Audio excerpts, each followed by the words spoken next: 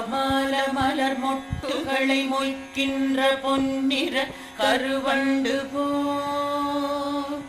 மாதவன் மார்பினில் வாசம் புரிந்தங்கு மெய்சிலிர் பேற்றும் விழிகள்